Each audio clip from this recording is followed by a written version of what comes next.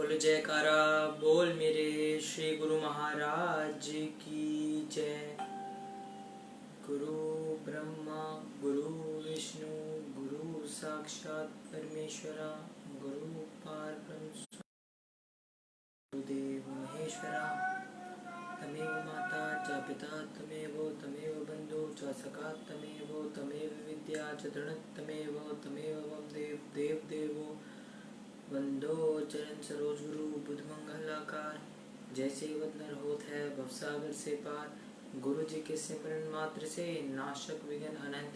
तासे सब परम में ध्यावत है सब संत। आप प्रकटे जगत में जीव का निस्तार में, शब्द ना बनाए सुंदर जीव का को तारने। नम्रता और दीनता से भेंट सतुरु लीजिए, मैं हूँ शरणागत तुम्हारो दास अपना कीजिए। बोल जयकारा बोल मेरे श्री गुरु महाराज की जय। आज 6 अगस्त 2020 वार वीरवार मैं आनंद सिंह अमृतवाणी सेवा ट्रस्ट एवं श्री हरिहर सत्संग मंडल की तरफ से अपना दैनिक सत्संग आपके सामने प्रस्तुत करता हूँ।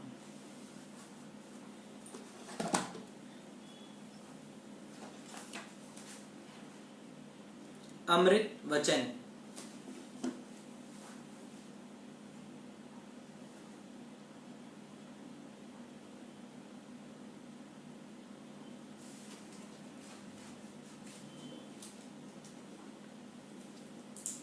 एक बार बुरी आदत या संगति में उलझकर उससे मुक्त होना कठिन हो जाएगा। स्वयं को समझाओ और मन के जीतने के लिए इंद्रियों पर नियंत्रण रखो। यदि ढीला छोड़ दोगे तो हानि उठाओगे। ए मन, यदि तू रूहानी लाभ हानि को भली भांति जानता तो विषय विकारों की तरफ कदापि न जाता। परंतु अफसोस कि तुझे उसकी पूर्ण जानकारी नहीं है। सद्गुरु को उसका पूर्ण ज्ञान है और उनसे तेरी हानि सहन नहीं होती। इसलिए कभी प्रेम से और कभी कठोरता से तुझे उस तरफ से हटाते हैं। एक दिन आएगा जब तुम सद्गुरु का सच्चा सज्जन या मित्र समझकर दिल में उनका आभार मानोगे। निंदक और विरोधी तो साधक की साधना दृढ़ करने में सहायक हैं, क्योंकि वे उसे पाप व गलत काम करने से सावधान करते हैं। अगर कठिनाइयां ना आए तो दिल से सच्ची या आतुर पुकार निकले ही नहीं। उन सुखों से दुख अच्छे हैं जो मालिक के समीप ले जाते हैं।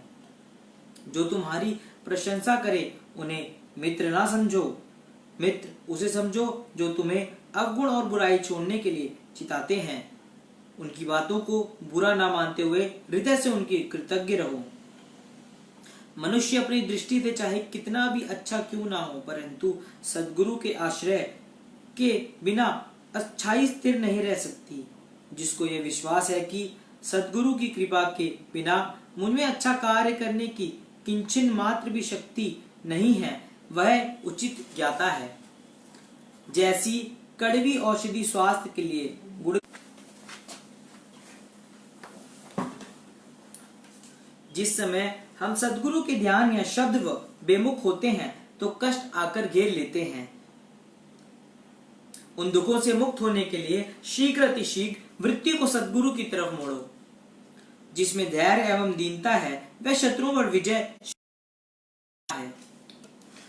जो व्यक्ति अमुक उन्नति की ओर ध्यान ना देकर अपनी चतुराई और धन दौलत के मद में चूर है, उसे अपने सुधार की कोई चिंता ही नहीं।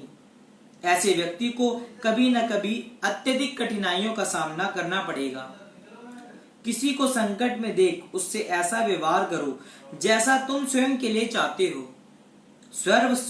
सर्व दुखों का मूल मालिक में अविश्वास और मन की चंचलता है।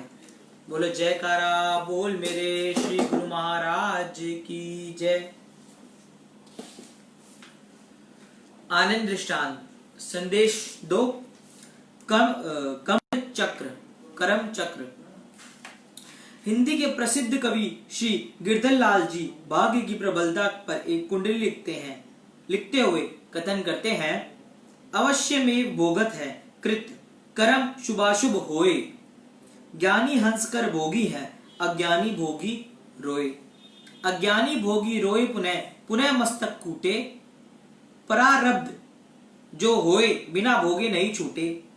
कह गिरधर कविराय ना दीरद होत हरसव जैसे जैसे भाग पुरुष को फले अवश्य। अर्थात इस संसार में मनुष्य के प्रारब्ध का संबंध पिछले जन्म के कर्मों से बंधा होता है।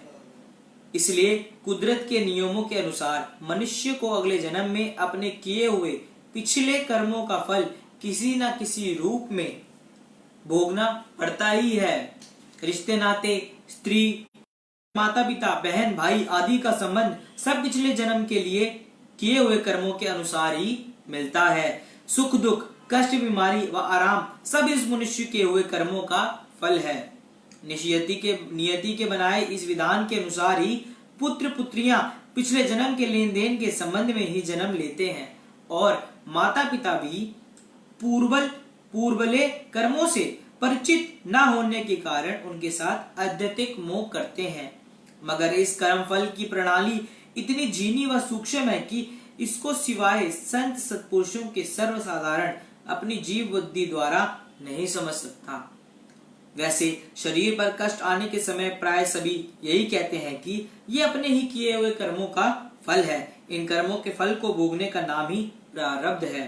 प्रारब्ध केवल पेट भरने की चीजों का नाम नहीं, बल्कि शरीर, वस्तुएं एवं शारीरिक कार्य, व्यवहार, उदारता, तकलीफ, आराम, लेन देन, जन्म मरण सभी प्रारब्ध भोग के अनुसार है। इसी प्रारब्ध भोग के संबंध में नीचे एक दृष्टांत दिया गया है। सेठ रहता था जिसका शुभ नाम भगवान दास था।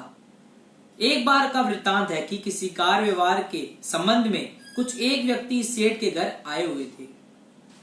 दोपहर होने पर अभी मेहमानों को भोजन कराए जाने का प्रबंध हो ही रहा था कि भीतर से किसी स्त्री को रोने की आवाज सुनाई दी। रोने की आवाज सुनकर किसी मित्र ने पूछा, सेठ जी भीतर कौन करुण क्रंदन कर रहा है? इस पर सेठ जी ने कहा, आप लोग रोने की तरफ ध्यान ना देकर भोजन करना शुरू करें। तब सब मित्रों ने कहा, यह रुदन ध्वनि सुनने से तो ऐसा आभास हो रहा है कि जैसे वह स्त्री बहुत ज्यादा दुखी हो। आप अंदर जाकर पता तो करें कि क्या बात है। मित्रों के पुनः अनुरोध करने पर भी भगवान दास ने सांत्वन युक्त वाणी में कहा, मित्र आप लोग निश्चिंत होकर भोजन ग्रहण करें, ऐसी कोई चिंताजनक बात नहीं है। यह सुनकर मित्रों ने पुनः एक स्वर में कहा, सेठ जी पहले आप ये बताएं कि यह दुखियारी अबला इस तरह क्यों रो रही है? तत्पश्चात हम सब रोटी का कोर मुंह में डालेंगे। तब सेठ जी ने कहा, अच्छा मित्रों, यदि आप सब मुझे यह भेद प्रकट करने हेतु विवशी करते हैं तो मैं आपकी संपूर्ण वार्ता अक्षरशः सुनाता हूँ। यह रोने की आवाज मेरे नौजवान लड़के की बहू की है, जो कि परसों ही हमेशा के लिए हम सब से विदाई ले गया है। सेठ जी से पुत्र की मृत्यु की बात सुनकर सब लोग कहने लगे, सेठ जी हम सबको ये बात सुनकर गहरा विषाद हुआ है। आपने हमें पहले ही इस बात से परिचित क्यों नहीं कराया कि आपके लड़के का देहवासन हो गया है? भला ऐसे शोक के समय हम सब आपके घर भोजन करने क्यों आते? ऐसी अवस्था में हम सब का आपके यहाँ भोजन करना अशिष्टता में ही सम्मिलित होगा। अतः आप अब हमें जाने की अनुमति दीजिए, क्योंकि आपके पुत्र के दिवंगत होने की घटना को सुनकर अब हमारा भोजन करने को मन नहीं चाह रहा। मित्रों द्वारा इस प्रकार अत्यधिक अफसोस व दुख प्रकट करने पर भी सेठ जी ने कहा, सज्जनों पहले आप मेरी संपूर्ण गाथा को श्रवण कर लीजिए, पश्चात आप जैसे करने को कहेंगे वैसा कर लिया जाएगा। आपको कदाचित यह मालूम ना होगा कि ईश्वर ने मुझको सब कुछ प्रचुर मात्रा में दिया हुआ था। उस समय यदि कोई कमी थी तो यह ही कि मेरी कोई संतान ना थी। पर्याप्त समय बीत जाने पर परमात्मा की कृपा से मेरे घर में इसी लड़के का जन्म लिया, जिसने मेरे घर के सूने आंगन में प्रसन्नता थिरकती दृष्टि गोचर होने लगी। ये लड़का बहुत सुंदर, सुशील व बुद्धिमान था। दुर्भाग्यवश वह बाल्यकाल से ही रुग्णावस्था का प्राप्त हो गया। इधर मेरे धन दौलत की कोई न्यूनता तो थी, उसकी चिकित्सा पर रुपया पैसा पानी की तरह बहाया। अत्यधिक इलाज करने पर उसका स्वास्थ्य कुछ ठीक होने लगा। जब लड़के की आयु 20 वर्ष की हुई तो मेरे दिल में यह विचार जागृत हुआ कि पुत्र का विवाह कर दिया जाए, जिससे इसका मन बहलाव होता रहेगा। परंतु मेरे मन कुछ और है, विधना का कुछ और वाली लोगों की मेरी जीवन स्थली पर सजीव रूप धारण कर प्रस्तुत हो गई। अभी पुत्र का विवाह हुए 1.5 वर्ष हुआ था कि अकस्मात उसको बीमारी ने पुनः अपना दृढ़ पंजों में गिरफ्तार कर लिया। मेरे अपनी ओर से चिकित्सा करवाने में कोई कसर ना छोड़ी, परंतु पुत्र के स्वास्थ्य से लाभ होता हुआ मुझे दृष्टिगत ना हुआ। मृत्यु से एक दिन पहले लड़के ने मुझसे कहा, पिताजी, निकटवर्ती गांव में एक मुल्ला रहता है जो झाड़ फूक आदि करने में बहुत सिद्धहस्त है, आप उसे को बुलाकर मेरी चिकित्सा कराएं। पुत्र के कथनानुसार मैं नौकरों को भेजकर उस मुल्ला को बुलवाया। जब वह झाड़ू फूक करके वापस जाने लगा तो मेरे अत्यधिक विवश करने पर उसने 1 रुपया फीस के रूप में ना लिया 1 रुपया फीस के रूप में ले लिया। मुल्ला के वापस चले जाने के कुछ समय के बाद मेरे लड़के ने मुझे बुलाया। समीप बैठने पर वह जोर के साथ खिलखिलाकर हंसने लगा। उसे प्रसन्नता देख मैंने समझा कदाचित लड़के को आराम आ गया है, तभी प्रसन्न हो रहा है। तब मैंने भी खुशी से हंसते हुए पूछा, बेटा क्या बात है जो आज तुम खूब हंस रहे हो? इस पर लड़के ने उत्तर दिया, पिताजी, आपके साथ मेरा लेन देन का हिसाब बराबर हो गया है, इसलिए मैं आज आपसे विदा ले रहा हूँ। पुत्र के मुख से एकाएक यह बात सुनकर मैंने विस्मित हो पूछा, बेटा तुमने कहाँ जाना है और कौन से लेन देन की बात कर रहे हो? पुनः मधुर शब्दों में द्वारा प्यार से मैंने कहा, बेटा होश में तो हो। तब लड़के ने कहा, पिताजी, आप मेरे द्वारा की गई अवज्ञाओं को हृदय में क्षमा कर देना। आज मुझे अपने पिछले जन्मों की कुछ बातें याद आ गई हैं, जो कि मैं आपको बता देना चाहता हूँ, जिससे मेरे इस संसार में चले जाने के बाद आपको कोई दुख या अफसोस ना रह जाए। अब पाठक लड़के के पिछले जन्मों की वार्ता सुनो पिताजी, मैं पिछले जन्म में फौज में काम करता था। जिस छावनी में हमारी पलटन रहती थी, उस स्थान पर आप किराने की दुकान करते थे। एक बार हमारी पलटन को युद्ध भूमि में जाने का आदेश हुआ। उस समय मेरे पास 24,000 रुपया था। मैंने अपने वो पूंजी आपके पास अमानत रूप में रख दी थी। यही 24,000 रुपया ही मेरी संपूर्ण आयु की कमाई थी। लगभग 5 वर्ष के पश्चात हमारे दल के सैनिक उस छावनी में आए। उस समय मैंने आपसे अपनी धरोहर मांगी तो आपने साफ साफ इनकार कर दिया कि मेरे पास आपकी कोई धनराशि नहीं है। मैंने ये धन रखते समय आपको सत्यवादी व ईमानदार समझकर आपसे कोई रसीद भी ना ली। इस कारण मैं चुप तो हो गया, लेकिन उस समय मेरा दिल बहुत ज्यादा दुखी था। कोई प्रत्यक्ष प्रमाण भी पास ना होने के कारण मैं आपके संबंध में सरकारी कार्यवाही भी ना कर सका। लेकिन पिताजी, ईश्वर के घर में देर है अंधेर नहीं के अनुसार प्रत्येक मनुष्य को अपने किए कर्मों का फल अवश्य भोगना पड़ता है, और लेन देन का जो हिसाब शेष रह जाए वह भी चुकाना पड़ता है। आपने मेरे 24,000 रुपए देने थे। वह रुपया मैंने नेक नियत, सच्चाई व परिश्रम द्वारा कमाया हुआ था, जिस कारण वो धरोहर की धनराशि आपको बच ना सकी। उस धन को लेने के लिए ही मेरे जन्म आपके घर में हुआ, जिससे किसी न किसी उपाय द्वारा वह मेरी संचित पूंजी आप मुझ पर खर्च करते रहे। आपने मेरी चिकित्सा पर अत्यधिक धन लगाया। अब तक लगभग मेरा सारा रुपया मेरी दवाई व इलाज पर खर्च हो चुका है। केवल 1 रुपया मेरा आपकी तरफ बाकी रहता था, सो वह आज भी अपने मूल्य को फीस रुपए में दे दिया। इस प्रकार से मेरा पिछला सारा हिसाब पूरा हो गया है, और मैं भीतर ही भीतर यह अनुभव कर रहा हूँ कि मैं अब इस घर में नहीं रहूंगा। मेरा आपके साथ इतना ही संबंध था। आपने जो कुटिल मन से मेरा धन हथिया लिया था, उसके बदले मैं आपके मेरे इस जन्म में 21-22 वर्ष सेवा करनी पड़ी, तो उसके सूद के रूप में मेरे दुख व बीमारी में आपको भी दुखी होना पड़ा। यह सब शरीर की बीमारी के द्वारा ही आपसे मेरे धन कुदरत ने मुझे दिलवाया है। अर्थात मेरी चिकित्सा पर आप धन व्यय करते रहे, वैसे मेरी अंतर आत्मा भीतर से तो आनंदित रही। केवल शरीर को ही बीमारी व दुख होता रहा। कुदरत ने आपको किए हुए कर्मों का पूरा पूरा प्रतिफल दे दिया है। अब मेरे मरने के पश्चात आपको रोने धोने की कोई जरूरत नहीं। अपने पुत्र के मुख से यह अनोखी वार्ता सुनकर मैं दिल में बहुत लज्जित भी हुआ और विस्मित भी। मैंने पुनः पूछा, बेटा, अच्छा बेटा, मेरा साथ तो तुम्हारा लेन देन समाप्त हो गया है, इसलिए तुम जा रहे हो, पर तुम्हारी यौवन स्त्री का क्या दोष है, जो छोटी उम्र में ही विधवा हो जाएगी और आयु पर्यंत दुखी होती रहेगी। पिता की बात सुनकर लड़के ने कहा, पिताजी, इस समय मुझे पिछले जन्म की हर बात स्मरण है। लो, आपके इस विषय में परिचय कराए देता हूँ, जिससे आपके हृदय में किसी प्रकार का दुख ना रह जाए। पिछले जन्म में जब मैं आपसे अपनी धरोहर रखी पूंजी लेने के लिए तगाजा करने लगा, तो आपने हमारे मिलिट्री डॉक्टर के साथ गहरी मित्रता स्थापित करनी शुरू कर दी। जब 1.5-2 साल बीत जाने पर आप वो हमारी फौज में गहरी मित्रता हो गई, तब उस डॉक्टर, ये लड़का चूंकि योग भ्रष्ट था, पूर्व जन्म में यह उच्च कोटि की किन्हीं महात्मा जी का शिष्य था तथा उनकी पावन संगति में रहकर सत्संग सेवा का पर्याप्त लाभ प्राप्त करता था, उनके वरदान के फल स्वरूप इस पिछले जन्म की एक एक बात स्मरण थी। तब उस डॉक्टर के द्वारा आपने मुझे विष दिलवा दिया था, जिससे मेरी मृत्यु हो गई। क्या आपको ये दोनों घटनाएं याद नहीं? वही डॉक्टर अब मेरी स्त्री बनी है। अब इसको आजीवन दुख झेलने पड़ेंगे। यह उसके अपने ही किए हुए कर्मों का फल है, इसमें किसी का दोष नहीं।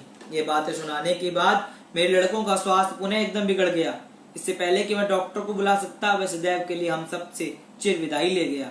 लेकिन मित्रों, जो कहानी मेरा लड़का मुझे सुना गया है, उसे सुनकर मेरे दिल में विराग शरीर हमको पिछले जन्म के हिसाब किताब चुकाने के लिए ही मिला है, तो फिर कौन किसका बाप और कौन किसका बेटा? ये रिश्ते नाते तो सभी क्षणिक हैं। संत सहजोबाई जी की वाणी में भी स्पष्ट विदित होता है, कभुवक तेरा बाप है, कभुवक तेरा पूत, कभुवक तेरा मित्र है, कभुवक तेरा सूत।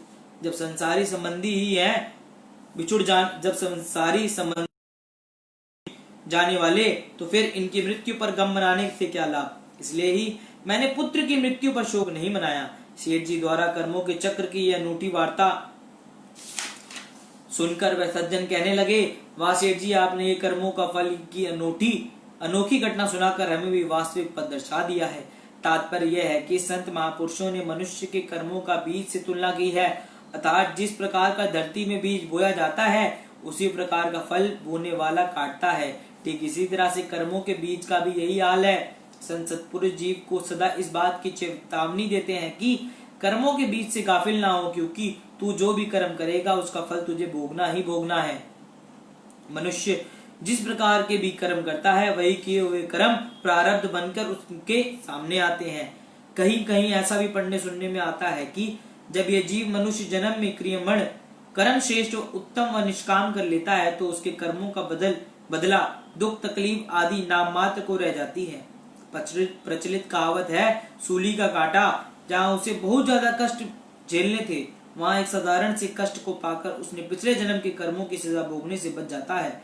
उदाहरण, एक व्यक्ति को जहरीले सर्प ने काटना हो, मगर वर्तमान समय में उस व्यक्ति के शुभ विचार, निष्काम कर्म तथा संत महात्माओं की सेवा व सत्संग की प्राप्ति से पिछले संचित कर्मों का फल हाथ पांव आदि में मामूली सा कष्ट आकर उसका पिंड छूट जाता है।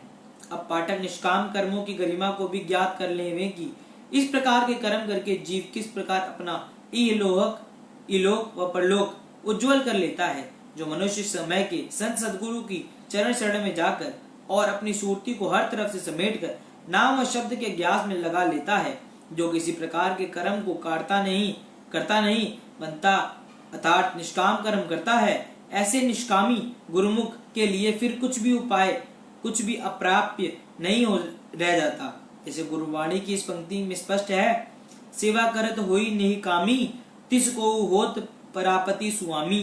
तथा उसके संचित कर्म भी ऐसे समाप्त हो जाते हैं, जिससे बीज को आग की भट्टी से भून दिया जाए तब वह बीज पुनः उगने के योग्य नहीं रह जाता। मगर निष्काम कर्म केवल कहने मात्र से नहीं होता। पूर्ण ब्रह्मानिष्ठी संत सदगुरु ही जीव को निष्काम कर्म करने की शिक्षा देते हैं। उनकी प्रेरणा से ही मनुष्य निष्काम कर्मों के मार्ग पर सफलता प्राप्त कर सकता है। इसलिए प्राणी मात्र को चाहिए कि समय के पूर्ण संत सदगुरु की आज्ञा शरणागति प्राप्त कर मन वचन कर्म से उनकी आज्ञा का पालन करते हुए निष्काम भाव से उनकी सेवा करे, जिससे भविष्य के लिए संचित कर्म भी अच्छे बन जाएं और कर्म बंधनों से छूटकर सच्चे मोक्ष को प्राप्त करें। बोलो जयकारा बोल मेरे श्री गुरु महाराज की जय। ये कथा मैंने आपको शुरू के हमारे आप सत्संग सुनोगे तो उस टाइम मुझे पूरी याद नहीं थी। ये जो सेठ वाली मैंने आपको सुनाई, जिसका बेटा जो है इस तरह जो है चला गया, आपको मालूम हो, देखो आज हम इतने दिनों से करीब 3.5 महीने हो गए हमें सत्संग करते हुए। आपने और मैंने तो एक बात समझ ही ली है, शायद आपको पहले ही पता हो, हमने गौर ना किया हो, मुझे भी पहले पता हो, मैंने भी ज्यादा गौर ना किया हो। क्योंकि जब हम किसी चीज का रियाज नहीं करते तो हमें किसी चीज का उसको भूलने की आदत हो जाती है। तो सत्संग भी एक रियाज है अपनी आत्मा को जीवित रखने का। और खैर, मैं तो, कई लोग जो हैं और भी बहुत सारे लोग रियाज करते होंगे और कई लोग ऐसे भी हैं जो भूल जाते होंगे। तो आपने 3.5 महीने के अंदर जो सुना और मैंने जो पढ़ा वो यही है कि कर्मों की सजा जरूर मिलती है। और कर्म कैसे कटते हैं? नाम जपने से। और अगर नाम जपने से हमारे पिछले जन्म कट जाते हैं, उसके बाद जो कर्म हमारे, फिर नाम जपते ही रहते हैं, हम प्रभु का सिमरन करते ही रहते हैं, अच्छे काम करते ही रहते हैं, तो वो हमारा बैंक अकाउंट बन जाता है मालिक के दरबार में। और यही बैंक अकाउंट जो है सीधा हमारे, जब हम अपने शरीर छोड़कर जाते हैं तो ये बैंक अकाउंट जो है हमारे काम आता है। आप चाहे भूल गए हो कल की कथा को, एक देश में एक ही देश की करेंसी दूसरे देश में नहीं चलती। इसी तरह हमारी जो करेंसी है, ये संसार की जो करेंसी है, वो यहाँ नहीं चलने वाली। वहां की करेंसी है भक्ति, नाम। तो ये सारी चीजें जो हैं जब हमारे अकाउंट में इकट्ठी होंगी तो तब जाके हम परलोक में भी जाके अच्छे स्थान को प्राप्त कर सकेंगे। और जैसे हमारे कर्म अच्छे वाले ज्यादा बढ़ जाते हैं संसार में रहते हुए, तो हमारे को कोई बीमारी नहीं घेरती। अगर थोड़े बहुत हम कर्मों के हिसाब से कुछ हर में कोई गलती हो भी जाती है तो साथ साथ हमारी कट जाती है। रात को आदमी ऐसे सोचता है बीमार हुआ, दिन में ठीक हो गया। मेरा अनुभव यही है, मैं कितनी रात बीमार होता हूँ, ठीक हो जाता हूँ। साथ साथ अपना नाम की प्रैक्टिस करते रहोगे और अपने जो है प्रभु के चरणों में लगे रहोगे, पिछले जन्म कट जाएंगे। गीता ने यही कहा। जो जितने भी हमारे जितने भी ग्रंथ हैं जिनके मैं नाम भी नहीं ले सकता, ऋग्वेद, यजुर्वेद, सामवेद, हर चीज के जितने वेद हैं, शास्त्र हैं, जो महाभारत की कथा देख लीजिए, द्वापर में कृष्ण जी ने कहा, त्रेता में रामचंद्र जी ने कहा, उसके बाद अभी भी रामचंद्र जी जो कह रहे हैं, जो भी हमारा जो है सृष्टि का सारा सिस्टम जो है हमारे लेन देन के ऊपर है, हमारे कर्मों के ऊपर डिपेंड है। हमारे प्रभु तो हमें कहते हैं, और जब मालिक जो है जब अवतार लेते हैं तो अपने साथ, जैसे आज भी जो सत्पुरुष महापुरुष हमारे मालिक जब साथ साथ कहीं जाते हैं, उनके साथ उनकी सेना साथ चलती है। इसी तरह जब मालिक अपना परम धाम छोड़कर आते हैं संसार में, मालिक तो हर टाइम साथ रहते हैं, लेकिन जब मनुष्य जन्म में मालिक हमारे साथ आते हैं, जिसको हम कहते हैं साकार रूप में मालिक हमारे आते हैं और अपनी जो है सेना को भी साथ लाते हैं, तो हम भी उन्हीं सेना के सदस्य हैं।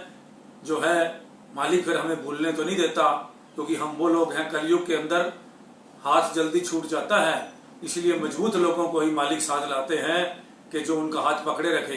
क्योंकि ये कलयुग है, इसके अंदर हाथ छूटने में देर नहीं लगती।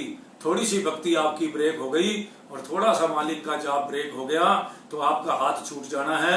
और फिर जो है हम आए हैं साथ में और साथ में ही जाना है, जब जब मालिक जो है साकार रूप में रहेंगे।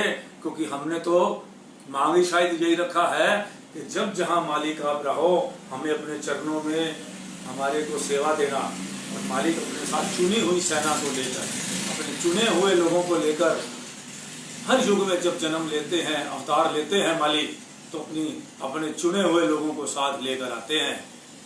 और वही नंबर 1 के भक्त होते हैं जो उनके मालिक का नाम जपते हैं, उनकी आज्ञा का पालन करते हैं। वही चुनी हुई सेना जो है, जो वही सेवादार जो हैं, जिन्हों अपनी कुर्बानियां करने वाले लोग होते हैं, जो अपना कुछ नहीं सोचते।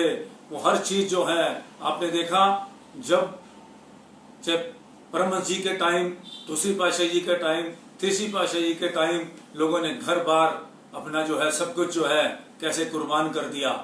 ये वो लोग हैं जिनकी कुर्बानियों से आज हमारा जीवन सफल हो रहा है।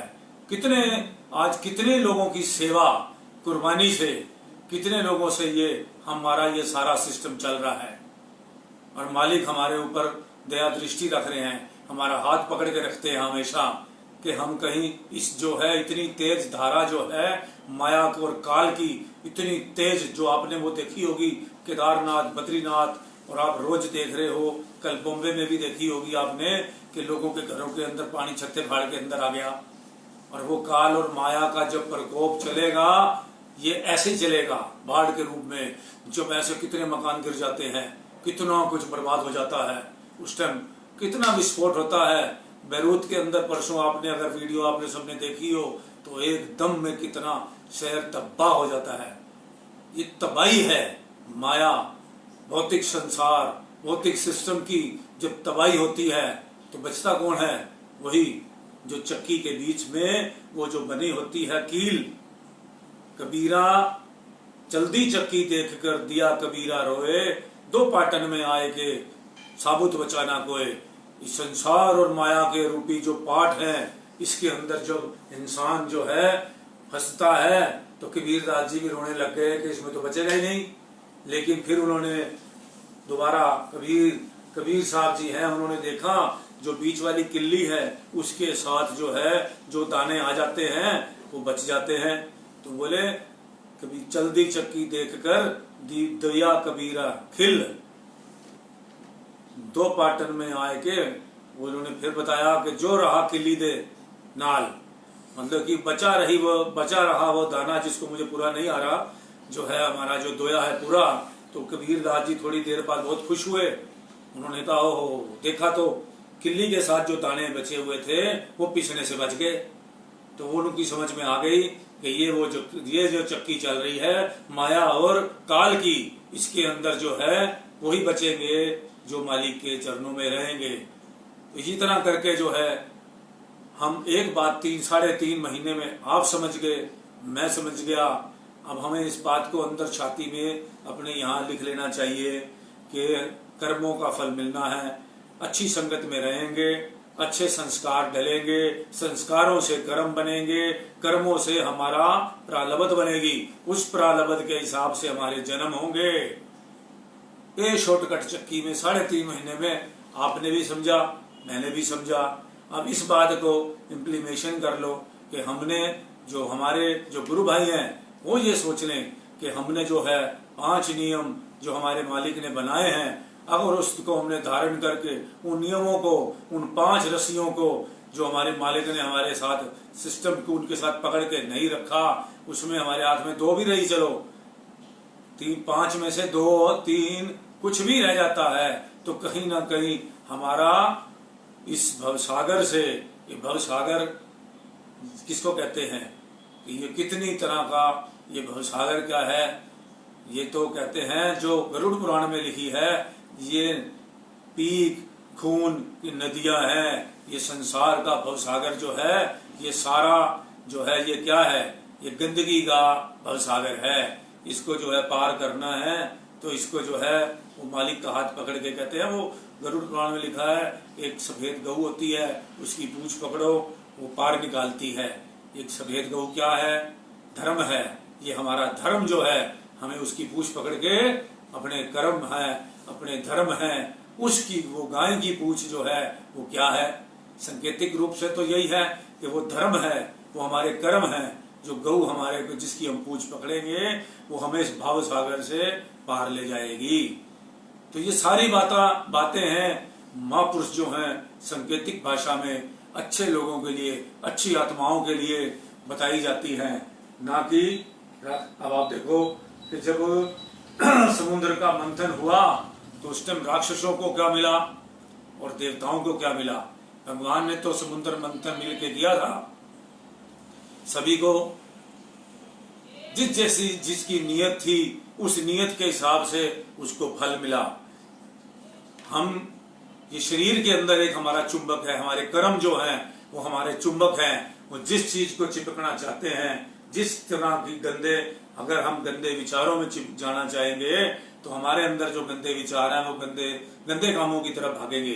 और हमारे अंदर अच्छे विचार हैं, कल देखो किस तरह से पता लग गया रामचंद्र जी का पूरे दिलो जान से पता लग गया कि किस तरह से हमारे जो है अभी भी हमारे देश में बहुत शक्ति है, बहुत भक्ति है, बहुत ही भक्ति है, मगर कुछ आने रहनुमा गंदे आ गए थे इस देश को जिन्होंने बर्बाद कर दिया। और आज हमारे ग्रंथ खराब कर दिए, हमारी जो जिस जहां ये ग्रंथ छपते थे हमारे, उनका सिस्टम बिगाड़ दिया, फंडिंग बंद कर दी, जिसकी वजह से हम लोगों तक ये अच्छी किताबें जो नहीं पहुंच सकी। तो इस तरह करके हमारे बच्चों को बिगाड़ा, नए से जो है पिक्चरें ला लाकर हमें दिखाई गई। हमारे को पश्चिमी सभ्यता का जो गंध था वो इतना दिखाया गया कि हमारे आंखें बंद हो गई। आज हमें कल का जो दिन जैसे मनाया गया तो ऐसा लगा कि अभी भक्ति हमारे यहाँ बहुत है, और इसकी जो बीज पड़ा कल भक्ति का दोबारा से इस बीज का इतना ज्यादा अब जो है प्रचार होगा, प्रसार होगा, जिससे क्या है इतनी अच्छी आत्माएं दोबारा बनेगी, दोबारा उगेगी इस धरती पर, जो इस कलयुग को सतयुग में बदल के रख देगी। ये मेरा दावा है, क्योंकि हमारा ऋषियों मुनियों का देश है। ये क्या ऋषि मुनि हमारे जो माँ बाप, हमारे गार्डियन बनकर पर्वतों में ऊपर नीचे कैलाश पर्वत पर जहां जहां हमारे बैठे हैं, जो हमारे संत महात्मा पुरुष बैठे हैं, वो क्या हमें ऐसे एक एक वर्ड उनका सुनने वाला था, जिन्होंने के कान में अच्छे कर्म अच्छी बातें नहीं पड़ती, जिनके दिमाग में फितूर भरा हुआ है अहंकार का, घमंड का, गंदगी का, उनका को ना कल्याण इस जन्म में होगा ना अगले जन्म में होगा। लिख लो इस बात को। कल मैंने सिर्फ 2 मिनट का इंटरव्यू था रितंबरा जो है उनकी 2 बानों एक बात के अंदर ही मैंने एक बात सुनी थी उनकी, कि कैसे उनके अंदर से भक्ति की इन संत महापुरुषों के अंदर लहरें बाहर निकलती हैं। हो सकता है कईयों के अंदर ना हो, लेकिन एक बात, चावल पूरे नहीं चुनने पड़ते, जब चावल बनाते हैं एक दाने से पता लग जाता है, एक आदमी के विचार से पता लग जाता है कि भक्ति कितनी है और पखंड कितना है।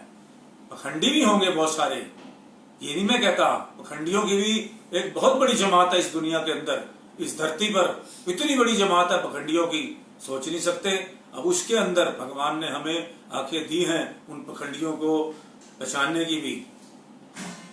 तो किस तरह से, तो 3.5 महीने के अंदर जिस तरह से हमने अपने प्रभु के इतने जो हमारे दरबार की हैं, और भी हमें जितनी पुस्तकों में से हमने चुन चुन कर आपको ये सुनाया, उस सभी का निचोड़ क्या निकला कि कर्मों का भोग है, कोई भी अपना नहीं है, स्वार्थी हैं सब, मतलब की दुनिया है। आप लोगों के काम ना किसी ने बेटा ने आना है, फिर बेटियां फिर भी काम आएंगी, क्योंकि वो हमारी देवियां हैं। मैं स्त्री को देवी का रूप मानता हूँ, चाहे वो किसी रूप में है, माँ का रूप मानता हूँ, क्योंकि उन्होंने ही संसार को अभी तक गंद होने से बचा रखा है, किसी रूप में भी बचा रखा है।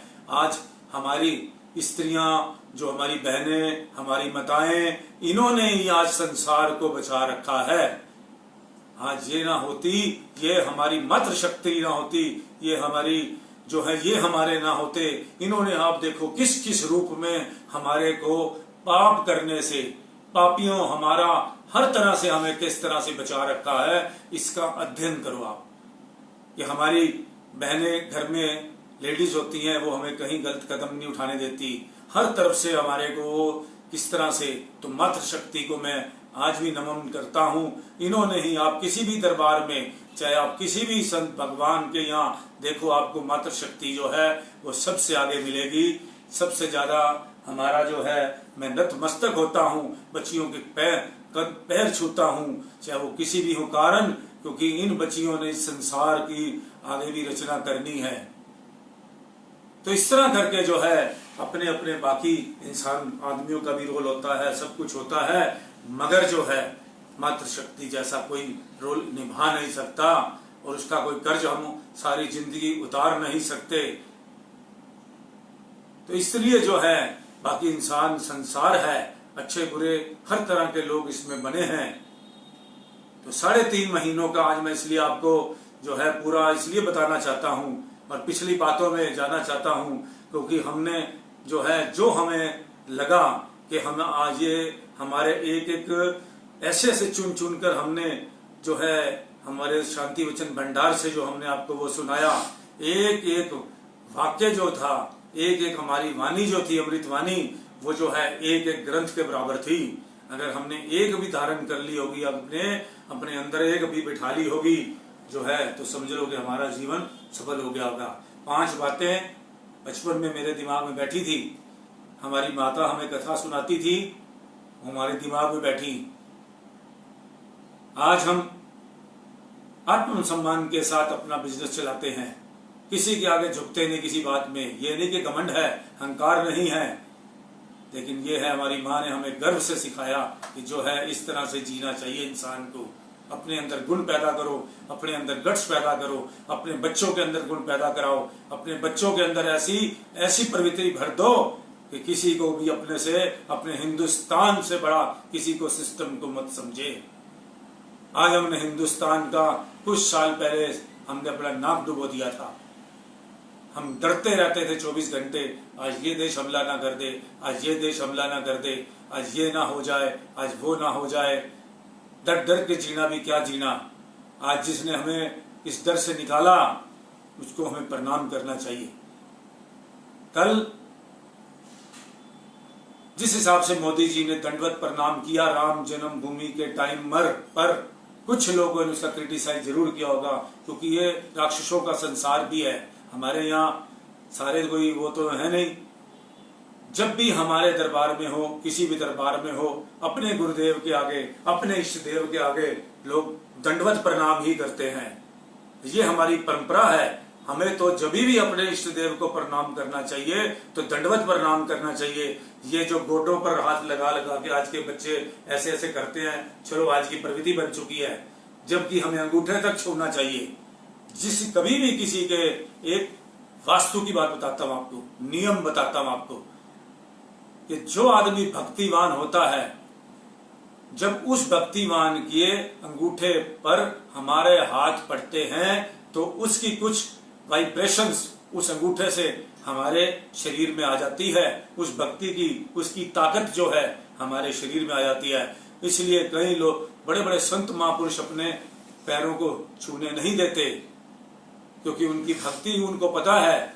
और जो लोग तेज होते हैं, उनको समझ होती है, वो झुकने से नहीं डरते, क्योंकि हम किसी के भक्ति वाले संत महापुरुष के अंगूठे को छुएंगे तो उसकी वाइब्रेशन हमारे शरीर में पूरी आ जाती है, और उसकी कुछ हिस्सा हमारे शरीर में जो पॉजिटिव उसकी एनर्जी है उसके हमारे अंदर आ जाती है। इसी लोग जो हैं, इसी तरह कई इस बात को छल समझेंगे कि जान के अपने पांव छुपाएंगे, लेकिन जो संत महापुरुष सच्चे होते हैं वो अपना चरणों में हाथ बहुत कम लगाने देते हैं, क्योंकि हर आदमी जो है उनकी अपनी एक भक्ति होती है, और जो जिनकी भक्ति चली आ रही है उनके तो चरण छुए जाओ। जो प्रकाश में बन चुका है, इसमें भी बड़ा एक फर्क है।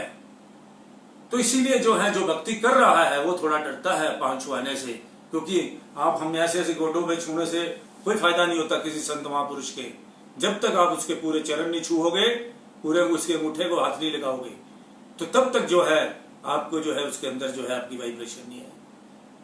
पूरा झुकना, एक दिखावे के लिए झुकना। अगर झुको तो सही मायने में सही ढंग से झुको। आप किसी की इज्जत करते हो तो उसको प्रणाम ढंग से करो, नहीं तो दूर से हाथ जोड़ दो। अगर आप किसी की इज्जत नहीं करते तो दिखावा, छल कपट। आज मैं चौथी पातशाह जी के घर पर प्रवचन पढ़ रहा था, उसमें ग्रंथ में सीधा सीधा लिखा है। चौथी पातशाह जी हमारे जो थे वो कहते थे छल कपट, बेईमान लोग दूर रहें सिस्टम से, सच्चाई पसंद, ईमानदारी, ऐसे कई चीजें मैंने आज उसमें पढ़ा। अचानक ही वो मैंने आज जो है घर पे ग्रंथ पढ़ रहा था, तो मुझे जो है वो कुछ अच्छी बातें आपके लिए मैं निशान लगाता रहता हूँ।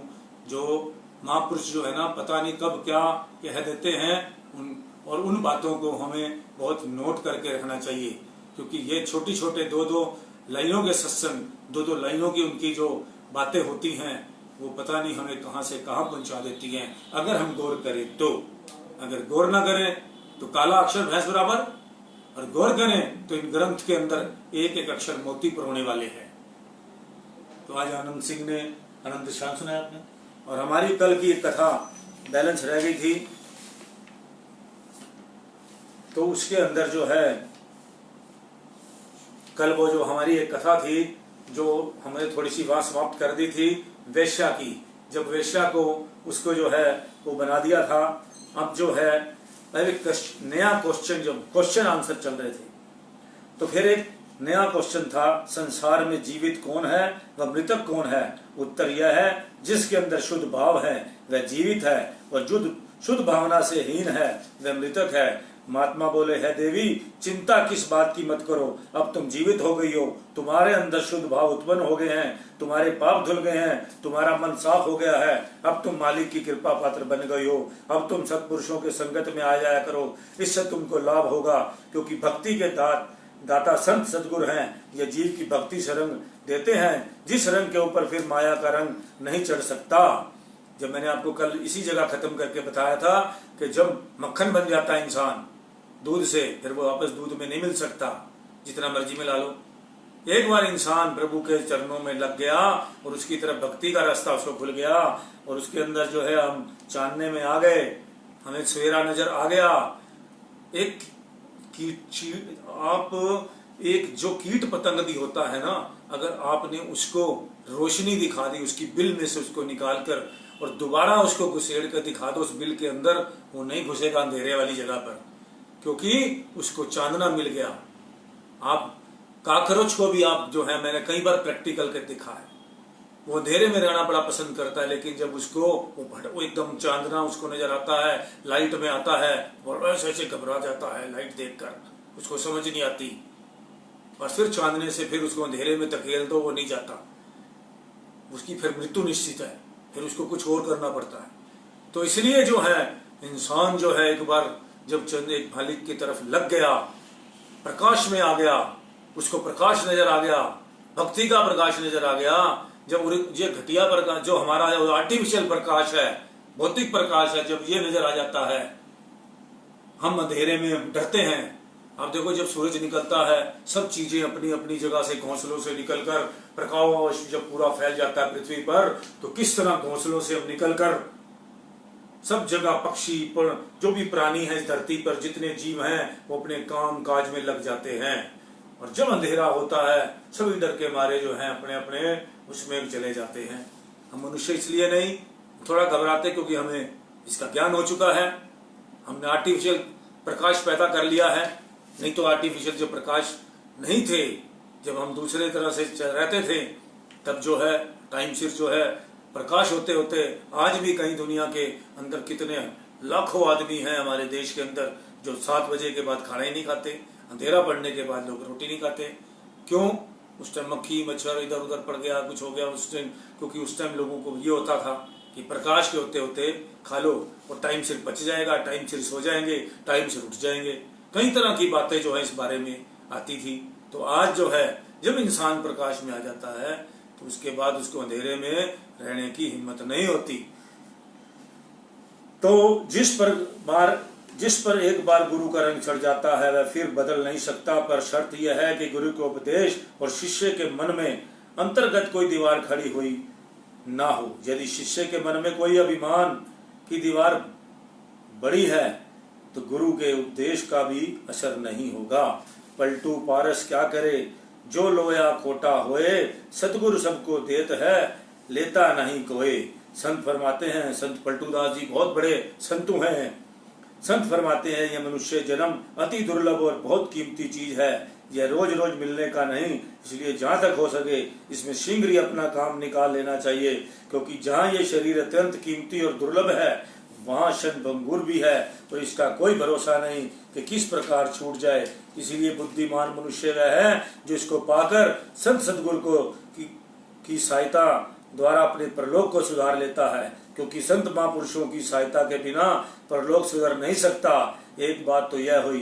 दूसरी बात यह है कि जहाँ तक संसारी जीवों की भक्ति और शुभ कर्मों का संबंध है, उसकी पहुंच स्वर्ग तक है, क्योंकि उनकी भक्ति और शुभ कर्मों में मार्ग दर्शाने वाला उनका मन होता है, और मन स्वर्ग से ऊपर कुछ जानता ही नहीं। भाव ये है, संसारी लोग शुभ कर्म करते करते भी आखिर स्वर्ग तक पहुंचते हैं। उनकी सारी कार्रवाई की आखिरी मंजिल स्वर्ग होती है। वे जब स्वर्ग तक पहुंच जाते हैं तो समझने लगते हैं कि उन्होंने मनुष्य जीवन का लाभ उठा लिया।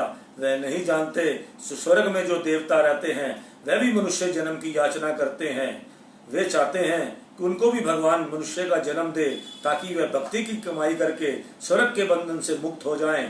परंतु यह मनुष्य है जो बार बार स्वर्ग की ही रट लगाए रखता है। रूह के लिए तो स्वर्ग भी बंधन है, परंतु जिस मार्ग पर संत पुरुष चलाते हैं वह ऐसा मार्ग है, उस मार्ग पर चलता चलता जीव कभी गिर भी जाए तो वह गिरता गिरता भी स्वर्ग में जा गिरेगा।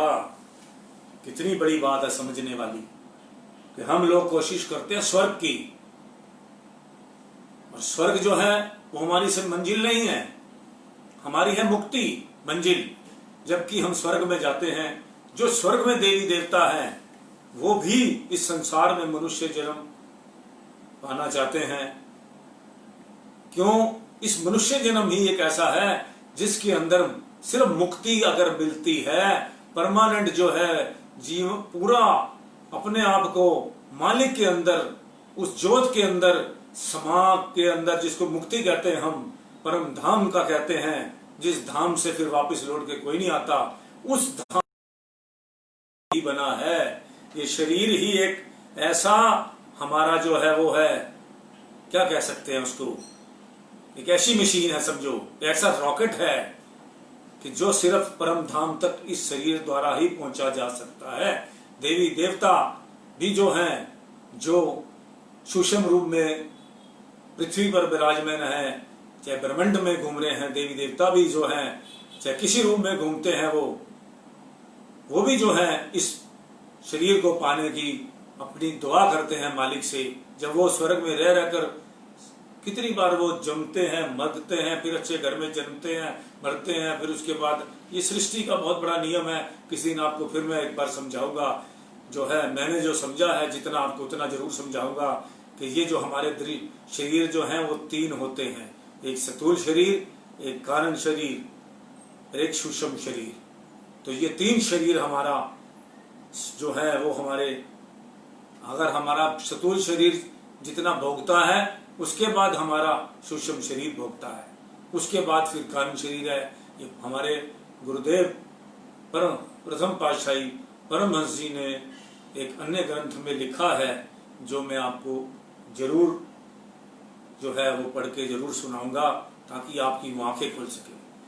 तो उन्होंने बार लिखा कि संत महापुरुष जो हैं, एक तो हमें सच्चे महापुरुष संत मिल गए, उसके बाद हमें मनुष्य जन्म मिल गया, उसके बाद अब हमारी कोशिश क्या होनी चाहिए? मुक्ति की। जो हमारे मालिक, हमारा दरबार हमें इस बात के लिए बार बार कहता है कि 5 नियम कर लो, मुक्ति निश्चित है।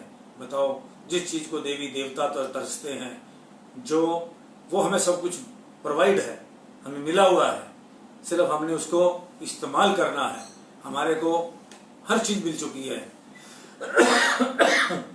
मटेरियल पूरा मिल चुका है, हमें मुक्ति पर जाना, मुक्त होने का, परम धाम जाने का, मुक्त हो चुके हैं, उसकी हमारे पास पूरी पावर मिल चुकी है। उसके बाद हम इस्तेमाल ना करें, फिर हम स्वर्ग तक जाकर और फिर इस संसार में आकर फिर इस काम क्रोध मार 5 फिर इनसे लड़े, फिर इस 5 जो हमारे शत्रु हैं, जो हमारे दुश्मन हैं, फिर इनके चक्कर में लड़ें, फिर इस 10 काटना पड़ेगा, और ये इसी तरह हमारे जीवन कटता चला जाएगा। तो महापुरुषों ने तो सारे रास्ते ओपन रखे हुए हैं कि ये भी रास्ता है, ये भी रास्ता है, ये भी रास्ता है, और हर आदमी रास्ते पे चल रहा है। इसलिए जो है, जब हमें सच्चे महापुरुषों की बहुत पता है, आप एक बात की बहुत बड़ी कीमत जाने कि महापुरुष जो हैं, सच्चे संत महापुरुष जो होते हैं, जो तीन लोक के मालिक होते हैं, जब वो कलयुग में अवतार ले चुके हैं और हम उनके साथ हैं, तो उसके बाद ये ऐसा मनुष्य जन्म जो है, एक तो मनुष्य जन्म मिल गया, एक सत्पुरुषों की हमें संगत मिल गई, और उसके बाद भी हम मुक्ति नहीं पा सके, तो हमें जो है मेरे हिसाब से तो बहुत बड़ी गलती है। आप सबको, मैं भी आपके बराबर ही हूँ, जो आप सुन रहे हैं, इतना बड़ा सत्संग सुन रहे हैं, मैं सुना रहा हूँ, ये मैंने क्या सुना रहा हूँ, ये प्रभु सुना रहे हैं, तो इतना बड़ा सब कुछ होने के बाद भी हमें आपको जो है वो इसी काम में लगना चाहिए, मुक्ति की तरफ ही चलना चाहिए, स्वर्ग की तरफ। तो वो कह रहे हैं, मालिक कह रहे हैं, जितना हम मालिक की कृपा से, इतना तो हम जो हमारा दान पुण्य ये सब करेंगे, अच्छे कर्म करेंगे, अगर हम ऊंचा जाने की सोचेंगे, 100वीं मंजिल पे जाने की सोचेंगे, दूसरी तीसरी पर तो गिर के बच आ ही जाएंगे। 5 मंजिल मकान हो, आदमी गिरे तो कम से कम तीसरी मंजिल पे तो गिरता है। इसी तरह मालिक कहते हैं कि अगर जो आप करते हो, कोशिश भी करते हो मालिक से मिलने की, तो तब भी स्वर्ग तो तब भी मिल जाएंगे। तो इस बात को खुश मत हो जाना सुन के, क्योंकि आप कहोगे चलो कोई बात नहीं, मुक्ति नहीं मिलती तो चलो 2-3 सीढ़ियां गिर के स्वर्ग तक तो आ ही जाएंगे, लेकिन उसके बाद क्या गारंटी है उस लाइन पे चल पड़े,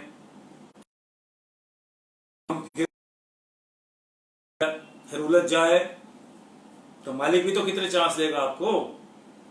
तो इससे बहुत सारी ऑप्शंस आती है इस बात में। ये तो खुद समझदार आदमी को इंसान है, और जो भक्तिवान होते हैं उनको सब बातों का समझ आ ही जाती है। हमेशा अपने ग्रंथों को पढ़ो, उसके अंदर किस तरह से हमारे परमहंस जी के साथ जो भगवान दास जी रहते थे, भक्त जिन्होंने हमारा आरती लिखी जो है वो थे, किस तरह से उनका फिर क्या क्या हमारे प्रभु ने उनके बारे में क्या बोला, क्या सिस्टम बताया। तो इस तरह से करके तो भगवान सभी जगह उदाहरण और इशारे तो भगवान ने बहुत सारे दे ही रखे होते हैं कि हमें किस गति को प्राप्त करना है। और भगवान जब अपना हाथ पकड़ के किसी को लाना होता अपनी तरफ, तो कैसे वो, शायद मेरे ख्याल परमहंस जी थे पहली पातशाही जी के स्कूल में से एक बच्चे को ले आए थे और उसको स्पेशल लेने गए थे स्कूल में से। तो किस तरह से हमारे ग्रंथों में ये चीजें हैं कि प्रभु जब पकड़ने अपने बच्चे को लेने जाते हैं, अपनी रूहों को कैसे संभाल करते हैं, अपनी भगवान के दरबार के हमारे रजिस्टर बने हुए हैं, हमारी रूहें, हमारे सारे नाम उसके अंदर लिखे हुए हैं, और जो आज हमारे संसार में नाम है शायद वही लिखे होंगे, क्योंकि हमारे को जब मालिक के पास जाते हैं हमारा नाम पूछते हैं। जब सरस्वती नाम रखने लगती है, विराजमान होती है, तब जो मालिक चाहते हैं वही नाम हमारा रखा जाता है।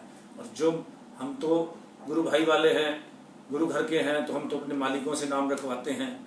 तो क्या हमारा नाम कोई मिटा थोड़ा, हमारे मालिक के पास सब कोड वर्ड में सब कुछ लिखा होता है। मैं आपको ऐसी चीज पढ़ा दूंगा जो परमहंस ने लिखी है, परमहंस जी ने लिखी है, कि आप सोच भी नहीं सकते कि वहां कौन सी लिपि चलती है, वहां भी सब कुछ चलता है।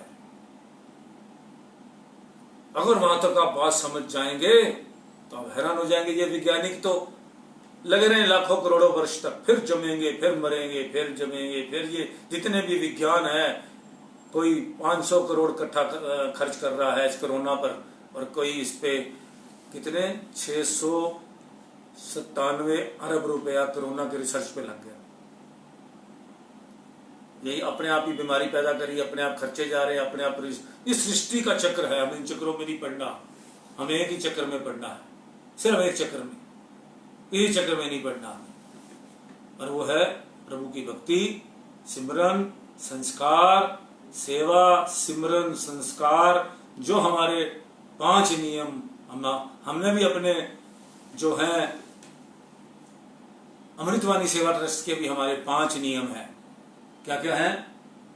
सेवा, शिक्षा, पर्यावरण, स्वास्थ्य और सेवा, निष्काम। सबसे बड़ा है निष्काम सेवा, जो है उसके बाद हम पारेवन भी की ध्यान देते हैं। जो हमारे नियम, अपने जो मालिक के नियम भी हैं, जो संसार के नियम भी हैं, ये भी सारे जो है हमें अच्छे वातावरण में रहना चाहिए, अच्छे शिक्षा होनी चाहिए, हमें ऐसे ऐसे सब कुछ हमारे अंदर संस्कार होना चाहिए, सेवा, संस्कार, शिक्षा, पर्यावरण।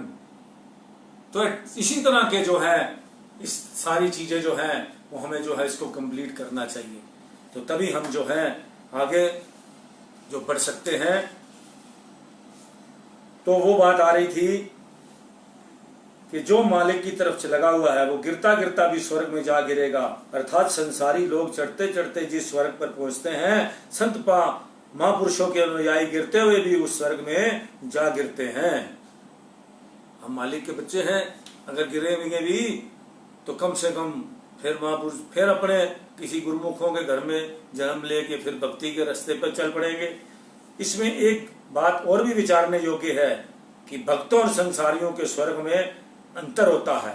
संसारी लोग तब तक उस स्वर्ग में रह सकते हैं जब तक उनके पुण्य का फल होता है, और ऑप्शन लग गई है साथ में, हर चीज के साथ ऑप्शन है।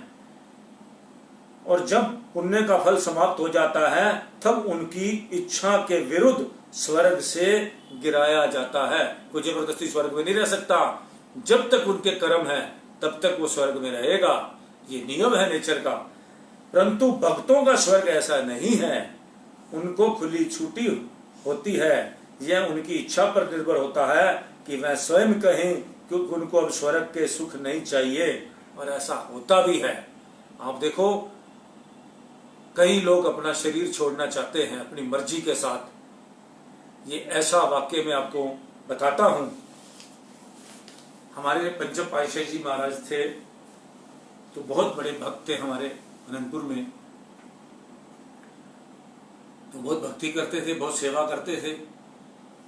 तो उन्होंने, ये हमारी बिल्कुल प्रत्यक्ष बात है, हमारे इसी परिवार के अंदर, फैमिली के अंदर की बात बताता हूं आपको मैं। तो उन्होंने, गुरु महाराज जी की विशेष कृपा थी उन पर, गंदे विचार नहीं थे, सरकारी नौकरी करते थे, सरकारी, आज उनके बच्चे बहुत खुश हैं, खुशहाल हैं, मालिक ने उनको बहुत दे रखा है। तो उन्होंने प्रभु से कहा, मालिक अब मैं जो है मुक्ति चाहता हूं, परमहंस जब पंचम पातशाही जी को कहा, तो उनको कहा पंचम पातशाही जी ने कि अभी तुम्हारे कुछ ऐसे कर्म हैं जो जिसमें कष्ट आएगा, शारीरिक कष्ट अभी तुम्हें भोगना है, उसके बाद तुम्हारी मुक्ति हो सकती है। अगर तुम चाहते हो कि उस शारीरिक कष्टों को दोबारा फिर जन्म लेना पड़ेगा, अगर तुम शरीर छोड़ते हो इस टाइम, तो तुम्हें दोबारा फिर, क्या तुम चाहते हो कि यह मनुष्य जन्म दोबारा मिले? तो उन्होंने कहा नहीं। चंडीगढ़ की बात है, पंचकुला के भक्त थे। तो उनको कहा गया, उनको फिर कष्ट आया तो महात्मा लोगों की ड्यूटी लगाई गई कि इनको सुबह शाम आरती पूजा कराओ, और इनको जो है पूरी अच्छी तरह जो है नाम जपाओ, जब ये है कि ये भूले नहीं। तो उनकी मुक्ति हुई। जितना उन्होंने गुरु महाराज जी खुद कहा कि हम कष्ट पाना चाहते हैं, जितने भी कष्ट हैं। गुरु महाराज ने उनसे पूछा कि क्या तुम किसी जन्म में कष्ट लेना चाहते हो, दोबारा जन्म लोगे कष्टों के लिए? मुक्ति तो तभी होगी जब पूरे आपके जो भोग हैं वो पूरे कट जाएंगे। अब मालिक तो सूली का कांटा ही बना सकते हैं, तो उन्होंने सूली का कांटा बना दिया, भक्ति में लगा दिया। वहीं के पंचकुला में, उधर चंडीगढ़ के ही महात्मा संत की ड्यूटी लगा दी गई कि इनको जो है सवेरे शाम आरती पूजा कराओ, और इस तरह करके उन्होंने बैठे बैठे भक्त रूप में थे और बहुत सेवा करते थे अनंतपुर में।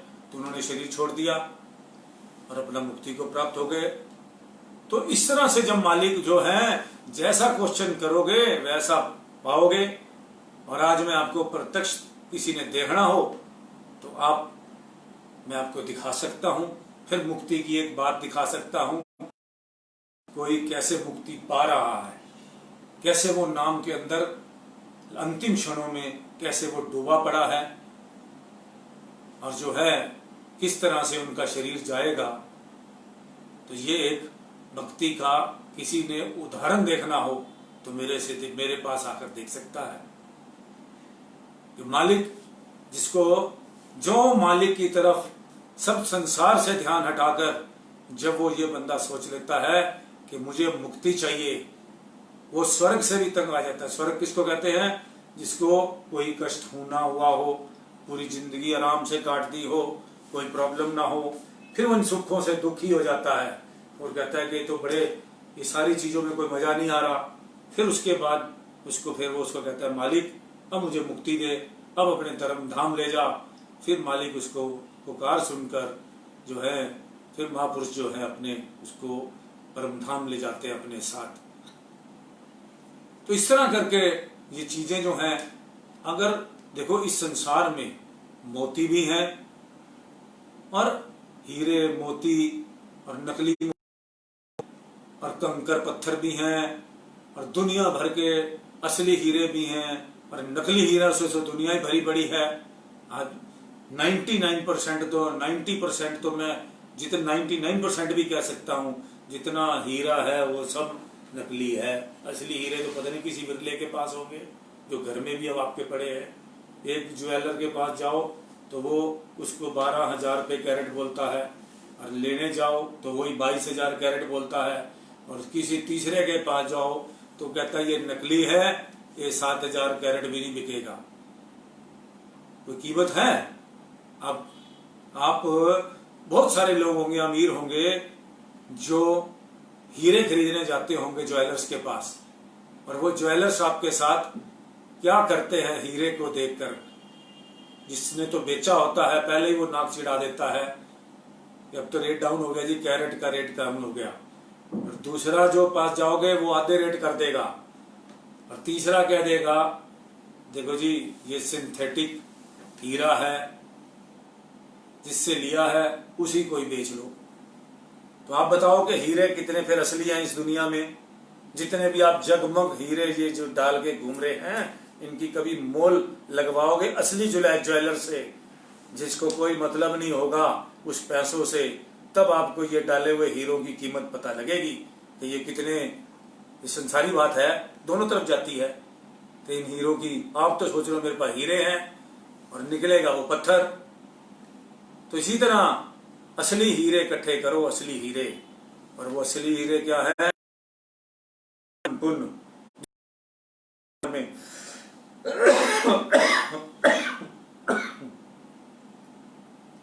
अपना समय दे सकते हो, जितना प्रभु के चरणों में अपना समय दे सकते हो यही चुन लो। प्राल अबद जो है वो आपके साथ साथ चलती है। तो आज का सत्संग का विराम हम यही देते हैं, क्योंकि टाइम हो चुका है। इसलिए जो है हम चाहते नहीं कि 1 घंटे से ज़्यादा जो है आपका टाइम लिया जाए। आप वेस्ट समझो या सकार्था समझो, ये आपकी मर्जी है। हमने तो अपनी तरफ से अपने लिए तो हमने इसको टाइम को सकार्था समझते हैं, क्योंकि हमें तो इससे जो मिलता है वो पूरा दिन हमारे कानों में खुद गूंजता है। और अपने जो पड़े हुए बातें हैं दूसरे को सुनाओ तो खुद भी जो है इंसान जो है खुद के अंदर भी बहुत समझ पैदा होती है। जब आप वो एक हमारे पुरानी बात है, पहले कुएं होते थे, उस पे एक जो है पत्थर लगा होता था, रस्सी आवत जात है सिल पर पड़त निशान। आजकल तो रस्सी वाला काम नहीं है, तो सिल पे निशान पड़ जाते थे। रस्सी जब खींचते थे कुएं से बाल्टी निकालने के लिए, तो इंसान जो है इसी तरह जो है अपनी प्रैक्टिस करता करता भगवान के नाम की तो है, जब सिल पर निशान पड़ जाते हैं, पत्थर पर निशान, रस्सी जो है वो सिल पर निशान डाल देती है।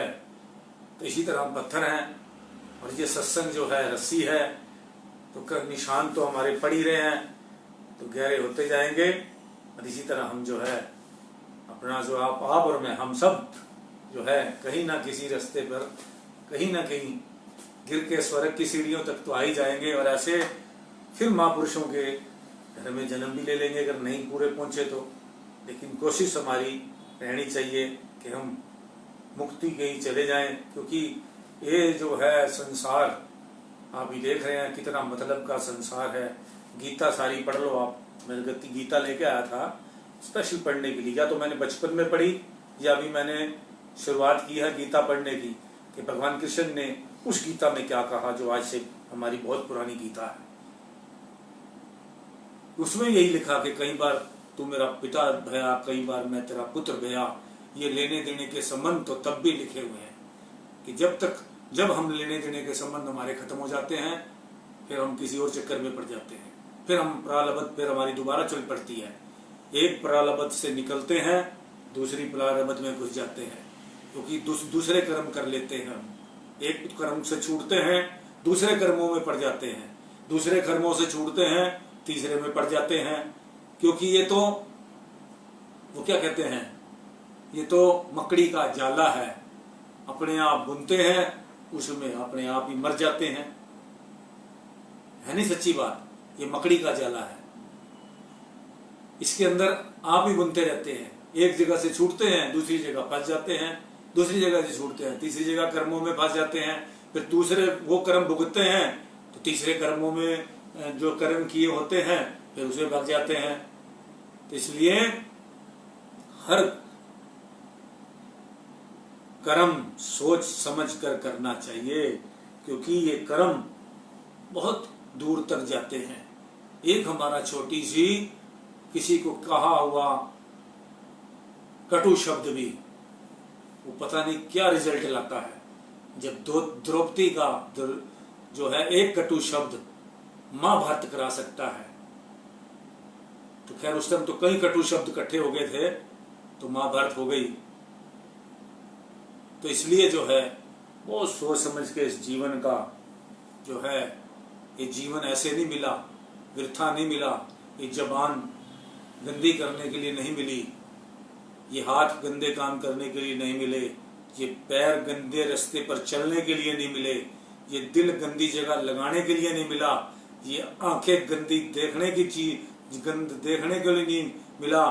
इन सब का यूटिलाइजेशन इतने अच्छे ढंग से करो कि कुदरत भी वाह वाह कर दे, कि भगवान भी वाह वाह कर दे कि इस बंदे को हमने जो है इतना, ये अरबों का शरीर है और इसकी जो एक चीज जो है नकली एक आंख पत्थर की तो बना सकता है इंसान, लेकिन सेम टू सेम आंख कोई नहीं बन सकती। कितना मर्जी धन खर्च के दिखा दो। मेरे पास एक आदमी ऐसा है, एक बंसल जी मेरे पास आते हैं, कम से कम नहीं तो 10,000 करोड़ के आदमी होंगे। उस जमाने के इंपोर्टर हैं जब कोई नहीं होता था। उनके बेटे की आंखें चली गई हैं और वो भी छोटी उम्र में नहीं गई, करीब जब वो 15-16 साल की उम्र में था तो अचानक नजर चली गई उस बच्चे की। आज वो 1,000 करोड़ रुपया भी खर्च करने को तैयार है अपने बच्चों की आंखें लाने के लिए। दुनिया भर की वो मेरे पास जब आते हैं तो बात पूछते हैं, कोई साधु संत मिला जो आंखें ला दे इनकी। चलो 1,000 नहीं तो 100 करोड़ तो तब भी खर्च देंगे अभी वो,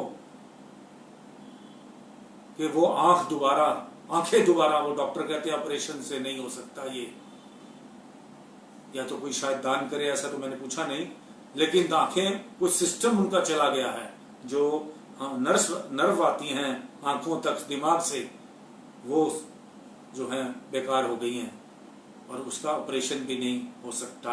ऐसा कुछ प्रावधान है।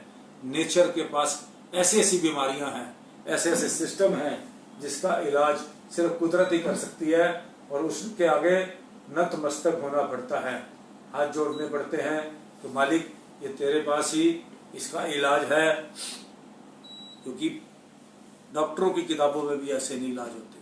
अभी मैंने पीछे आपको एक पेशेंट बताया था बच्चों की, पहला पेशेंट गंगाराम में गया था, उस बीमारी का कल नाम बताऊंगा, तो उसका जो है पहला पेशेंट अब इंडिया में आ चुका है, क्योंकि अभी उसका इलाज नहीं है।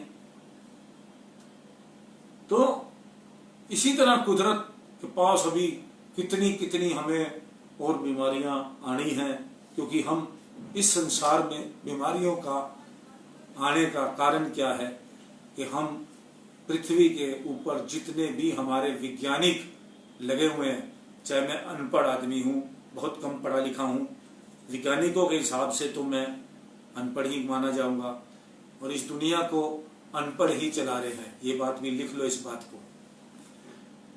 हमारे जैसे लोग ही चला रहे हैं इस दुनिया को, क्योंकि हमें बहुत जल्दी समझ आ जाती है, क्योंकि हम आर्गुमेंट नहीं करते। हमें बात समझ आ जाती है कि कोई ना कोई भगवान का कारण होगा, लेकिन जिन्होंने सारी जिंदगी बहस करनी है वो तो आर्गुमेंट में लगे रहेंगे और उसका कोई इलाज भी नहीं निकलेगा। तो इस तरह से जो है इंसान जो है अपना वेले कामों में टाइम पास कर रहा है और नए नए जो एक्सपेरिमेंट कर रहा है। आपको पता है, आप वो बात भूल जाते हो, एक अमेरिका ने जमीन के अंदर मशीन उतारी थी जो कितने 1000 टन की वो मशीन थी, और पृथ्वी का पता नहीं क्या नापने के लिए उतारी थी। और उन्होंने एक्सपेरिमेंट, कितना भयानक एक्सपेरिमेंट किया था, कितना बड़ा उस मशीन को चलाया था। कुछ टेस्ट हुआ था आज से कुछ वर्ष पहले। उसको जमीन में कितने 1000 फुट नीचे उसको, क्या नेचर माफ कर दे कि आप नेचर को हिलाने में लगे हुए हो। ये सब बीमारियां जो आएंगी, ये गंदे गंदे एक्सपेरिमेंट, जैसे चाइना, ये कोरोना आया, ये चाइना के फ्रिज में से निकल के आ गया। परमाणु अणु इकट्ठे करते रहोगे, विपरीत दूध के ऊपर नींबू डाल दोगे, वही बात है, तो दूध फट जाएगा ना, तो उसको सिल तो नहीं सकते ना, ठीक तो नहीं कर सकते ना। एक बार वो दूध नींबू सिर्फ डालने से, और दूध के अंदर नींबू डालने से दूध फिट जाता है। आपको पता है, जब विपरीत काम कुछ भी होता है इस धरती पर, तो उसका रिजल्ट्स कुछ गलत आते हैं। हमारे जो बड़े बड़े वैज्ञानिक, ये अपने आप को अमेरिका जो बड़ा बादशाह समझता है, एक दिन ये मिट्टी में मिलेगा, आपको भी पता है, चाइना भी मिलेगा। ये सारी नेचर के हाथ में 2 मिनट का काम है। अभी देखो, कल बैरूत के अंदर, आपने नहीं देखी होंगी तो मेरे पास बहुत सारी वीडियोस आई कि किस तरह से भयंकर धमाके हुए और किस तरह से उसका उजड़ आ के रख दिया। मैंने एक बिल्डिंग को, कैसे कई बिल्डिंगें ऐसे टूटती नजर आई आपको। ये प्राकृतिक बदला कैसे लेती है, वो कोई अस्त्र शस्त्र लेके नहीं आती। पृथ्वी के अस्त्र शस्त्र क्या है? हवा, वायु, भगवान जिसको कहते हैं हम, भूमि। जब भूमि हिलती है फिर उसका कष्ट आता है। वायु हिलती है, वायु अपना काम करती है। जब गुस्सा मालिक को आता है तो इन 5 चीजों से मालिक उस गुस्से को दिखाता है। आग से, वायु, हवा से। एकदम थोड़ी देर के लिए ऑक्सीजन खींच ले भगवान, तो तुम्हारे पास ऑक्सीजन कहां से आएगी? कोई है मशीन? आप बताओ, कोई मशीन है आपके पास? 1 मिनट एक ऑक्सीजन खत्म कर दे मालिक, 1 मिनट में कोई केमिकल मिल जाए, कोई अणु परमाणु। जिस दिन भी पृथ्वी का विनाश होगा उस दिन ये ऑक्सीजन सही होगा, ऑक्सीजन खत्म हो जाएगी। कोई ऐसा आविष्कार ये वैज्ञानिक उल्टा सीधा कर देंगे। आपको क्या जरूरत है मंगल ग्रह पे जाके धक्के ग्रह ढूंढने की? अभी भगवान ने जितनी तुम्हें अकल दी है उतना चलाओ काम को, खाओ पियो मौज लो। मित्रों, दिल पर किसी का दुखायो ना।